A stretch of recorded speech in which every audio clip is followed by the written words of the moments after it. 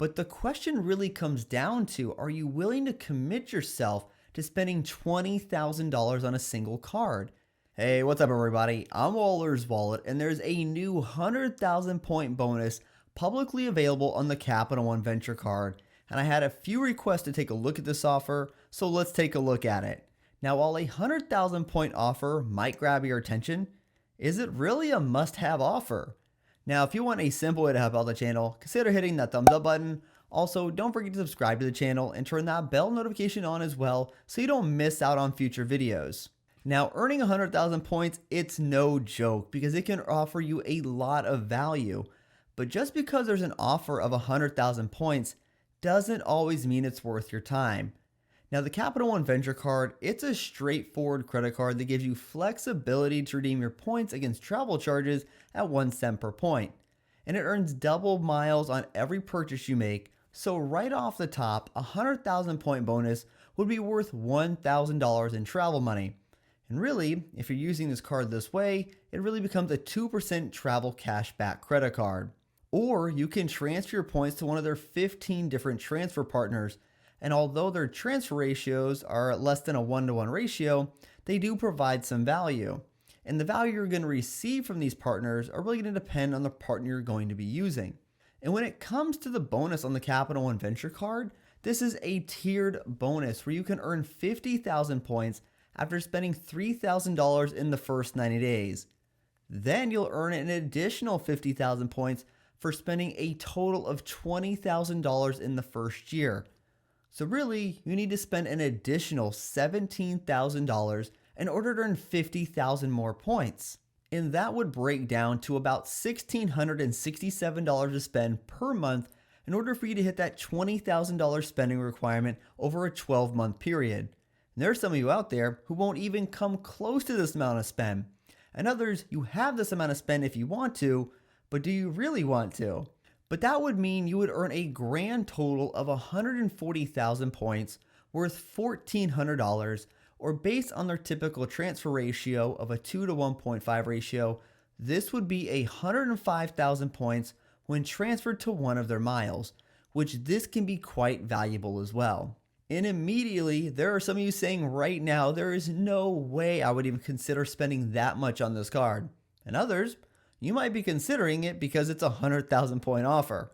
But when looking at this offer, we really need to break it down and look at the return on our spend and even the opportunity cost of using this card for that amount of time and for this amount of spend. Because the 50,000 point bonus after a $3,000 spend, it's a good offer and it definitely offers a solid return. But this is no different than what we typically see on the Venture card. It's that second tier that really needs a closer look. Because spending $17,000 for an additional 50,000 points, that's a lot of spend. Because you could meet a lot of other spending requirements for that $17,000 spend if you really wanted to. And when you break it down, you're basically earning about 3 points per dollar extra on all spend during that $17,000 spend. And since the Venture card earns double miles on all purchases, this is like earning 5x per dollar for that second tier, which makes this pretty much like earning 5% back for those purchases. And overall, this breaks down to an additional 5 points per dollar for the entire bonus, or you would be earning 7 points per dollar total. Because the first tier really boosts the overall return, while the second tier is a lower overall return. And this really isn't a bad return considering it would be for all purchases.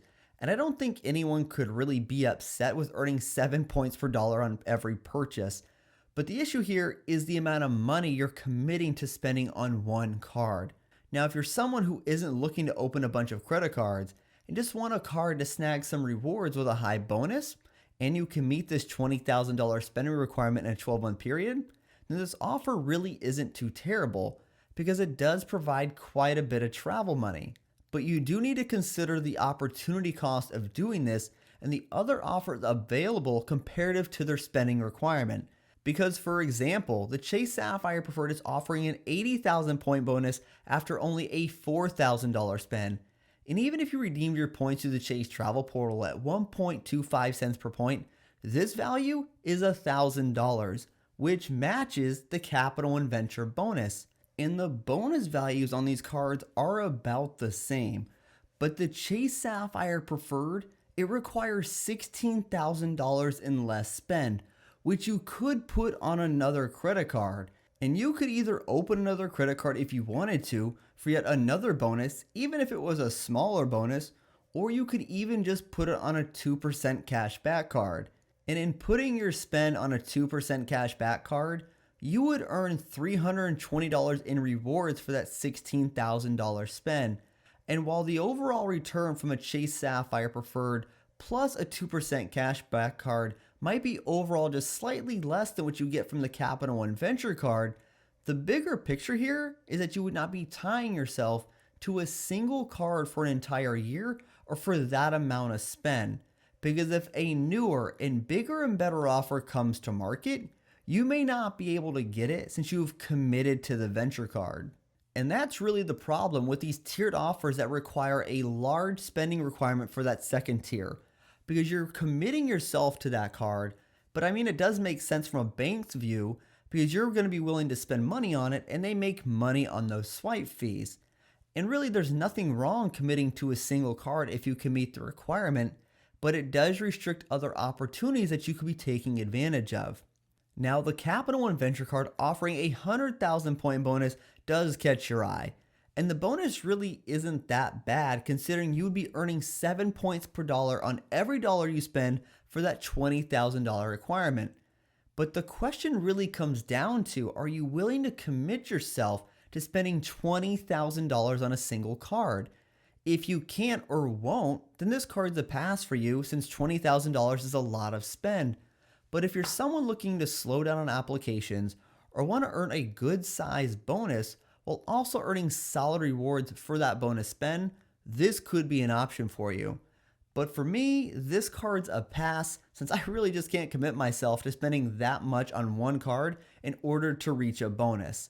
And that being said, I do wonder if we're going to see more of these types of offers because it really further commits customers to a particular product. Because there are going to be people who try for this and either fail and not earn the bonus or overspend and pay interest, which both are a no-no around here. So tell me, what do you think of this offer from Capital One? Hey everyone, thanks for tuning in this video. If you want to help support the channel, take a look at the links down in the description below.